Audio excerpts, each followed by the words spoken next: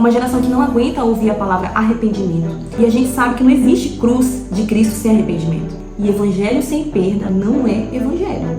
Quando a espada começa a enfiar na minha carne, doer, aí eu, não, tá doendo, ai, meu ego, não. E aí, samaritanas, hoje, segundo vídeo da série As Prisões do Apóstolo Paulo. E antes da gente começar, eu quero fazer um pequeno resumo pra gente se aprofundar de fato ali no vídeo de hoje.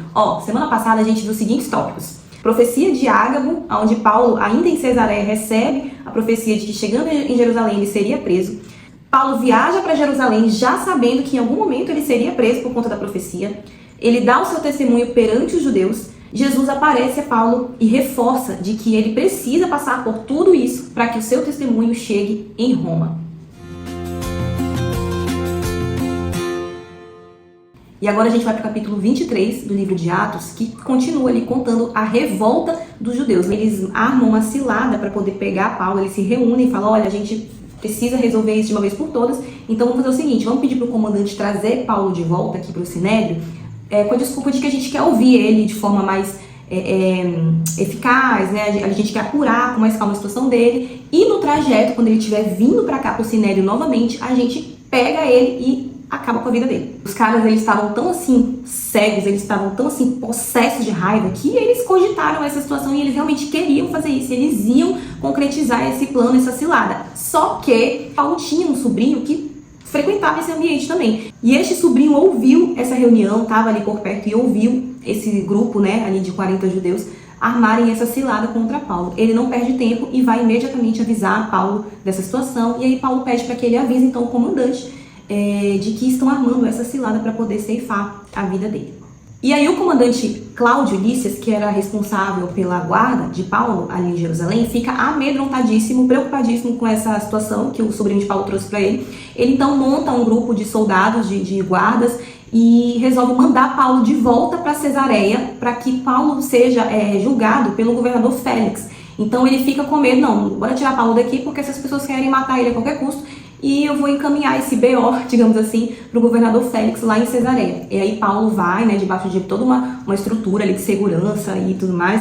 E junto com Paulo, o Cláudio envia também uma carta para o Félix, para o governador, explicando a situação de Paulo, explicando inclusive que ele tem cidadania romana. Então assim, não é qualquer preso, tá? E então debaixo de toda essa situação, de todo esse alvoroço, é que Paulo volta para Cesareia. E agora temos Paulo perante a primeira autoridade política, que é Félix, que é o governador. Depois que Félix lê a carta que Cláudio enviou para ele, ele vira para Paulo e fala, olha, eu não vou te julgar agora, não vou ver o seu caso agora, porque primeiro eu preciso ouvir os teus acusadores. Então, fica aí que eu vou solicitar os líderes aqui de Cesareia, né, porque até então, com certeza, a galera de Cesareia já tinha sido comunicada lá em Jerusalém, né, do que tinha acontecido. E aí o Félix, muito sábio, até uma atitude sábia da parte dele, né, eu não vou te julgar sem antes ouvir os teus acusadores. 5 dias depois, chega Ananias, que era um dos líderes, junto com seu advogado Tértulo, e mais uma galerinha ali para servir de base, para poder acusar Paulo. E já em Atos 24, começa a carta de acusação de Ananias e Tértulo. Eles começam a ler a carta, né, perante o governador Félix, e a gente já percebe ali uma certa bajulação, uma puxação de saco mesmo, assim, rasgada deles, né, de Ananias e Tértulo, com o governador Félix. Olha o que eles falam, olha como é que eles começam a carta perante Félix. Tendo nós, por teu intermédio, gozado de paz perene, e também por teu proveniente cuidado, se terem feito notáveis reformas em benefícios deste povo. Isso aqui é só a introdução da carta para Félix. Então, assim, percebe que os caras já foram, assim, pisando em ovos, bora puxar bem o saco desse governador aqui, porque a gente quer que dê ruim para Paulo. E no verso 5, eu acho até engraçado, porque eles se referem a Paulo como uma peste e como principal agitador da seita dos nazarenos.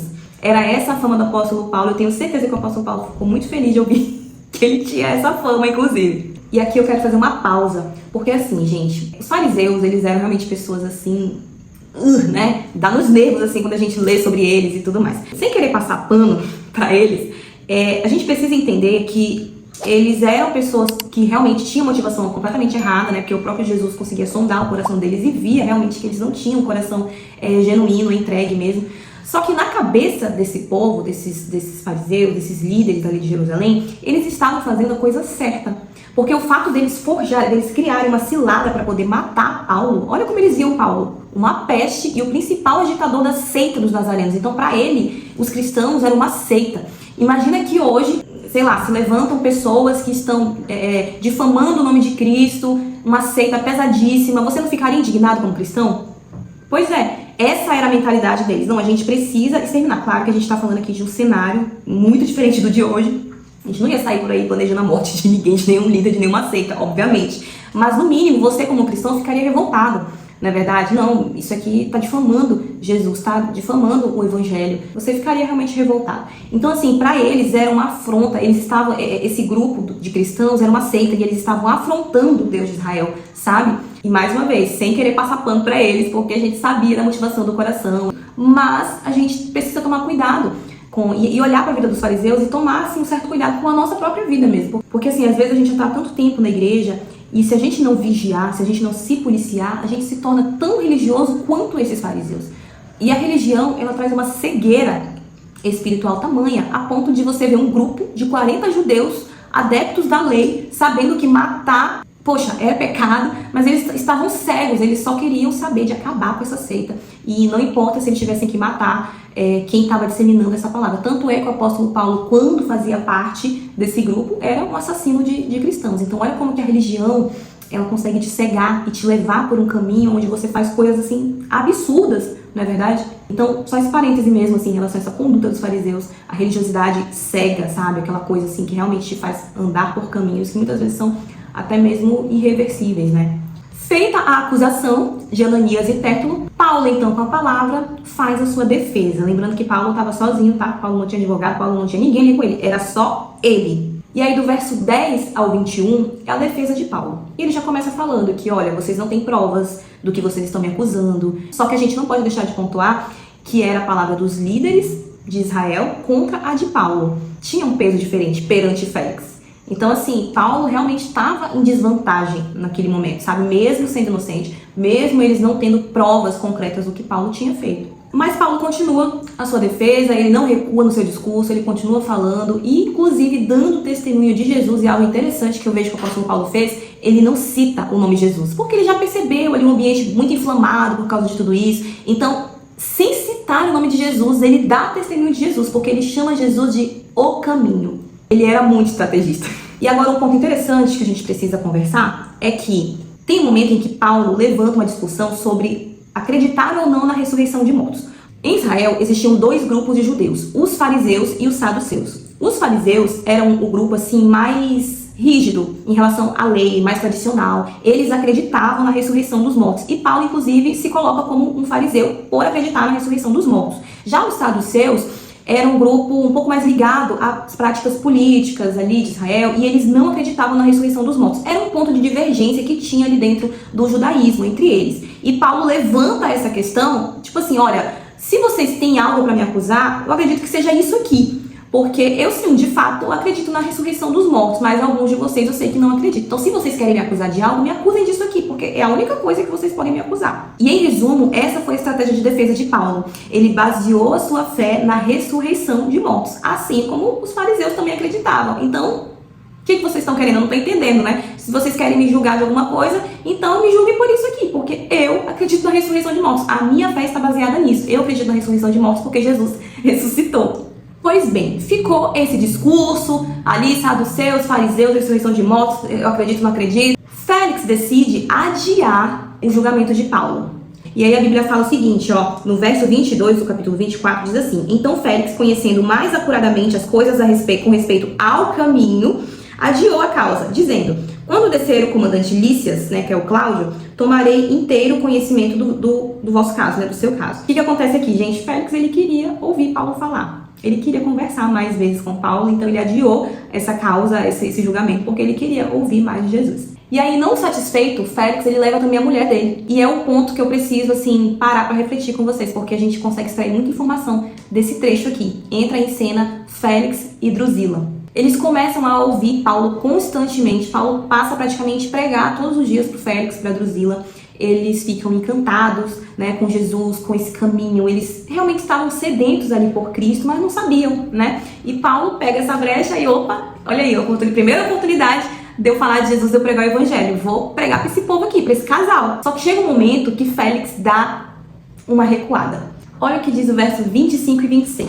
Dissertando ele acerca da justiça, do domínio próprio e do juízo vindouro, ficou Félix amedrontado e disse: por agora podes retirar-te, e quando eu tiver a vagar, chamar-te-ei. Gente, eu tô lendo na versão NAA, não é a ARA, tá? Almeida Revista Atualizada. Então ela é um pouquinho assim, mais tradicional, né? Mas o que isso quer dizer aqui? Eles estavam ouvindo de Jesus, ali as pregações de Paulo, ai, Jesus, o caminho e tal, não sei o que, aquele primeiro amor, aquela coisa, aquela paixão. Só que Paulo começou a apertar mais o negócio. Paulo começou a confrontá-los de acordo com a palavra. E aí ele começou a falar de justiça vindoura, de domínio próprio, de juízo. Então assim, eles começaram a ficar com medo do que Paulo estava falando. Já não era mais agradável as palavras de Paulo.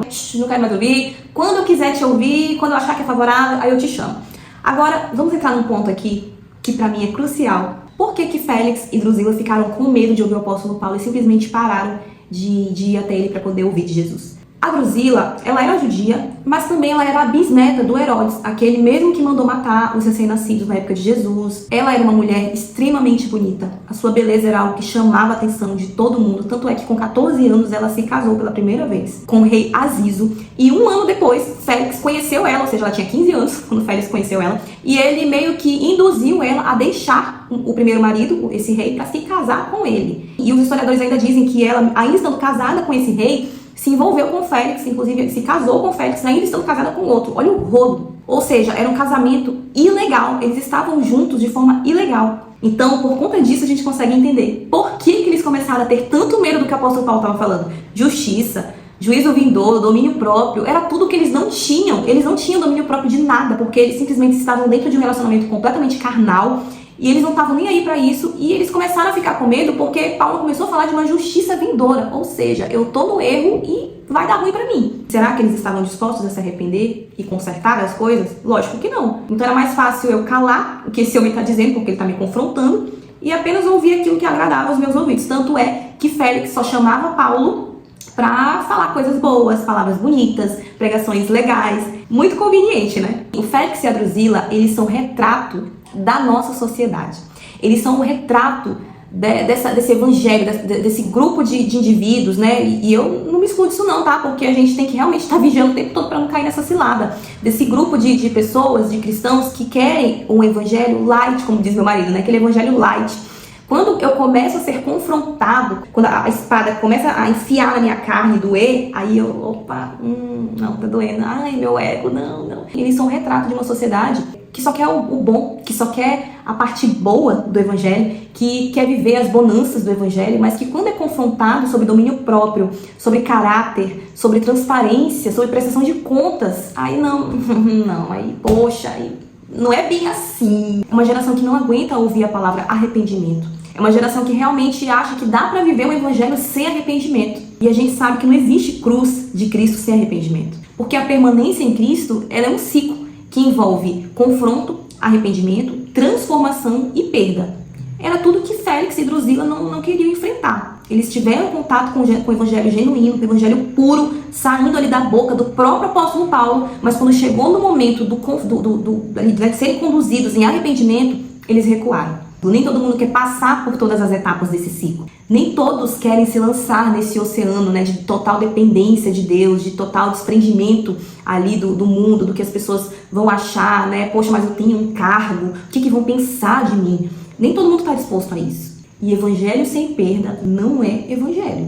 Bom, Paulo ficou ali em Cesareia, debaixo da custódia de Félix, por volta de 2 anos aproximadamente. Depois de passar esses 2 anos, o Félix ele foi substituído por um outro governador, mas isso já é pauta para o próximo vídeo. E o que a gente tira de hoje é justamente esses 2 personagens, né? A lição principal que a gente tira de hoje é esses 2 personagens que tiveram a oportunidade de ouvir de Jesus, mas que rejeitaram e preferiram seguir o seu próprio coração. E o fato é que o plano de Jesus estava sendo cumprido através da vida de Paulo, e ele continuava falando de Jesus sem medo, sem nenhum receio de, poxa, vão achar ruim se eu for confrontar, mas eu tô na frente do governador, como é que eu vou falar isso pro governador? Paulo não tinha dessa, ele pregava mesmo o evangelho, ele confrontava a hora que tinha que confrontar, e se a pessoa recebesse a mensagem, amém, se não recebeu, uma pena.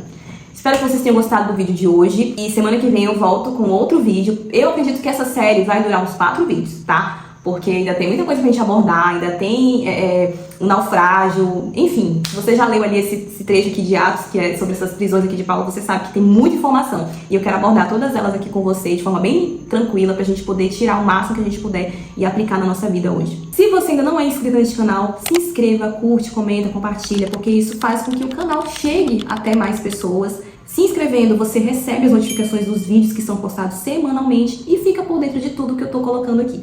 É isso, beijo e até semana que vem.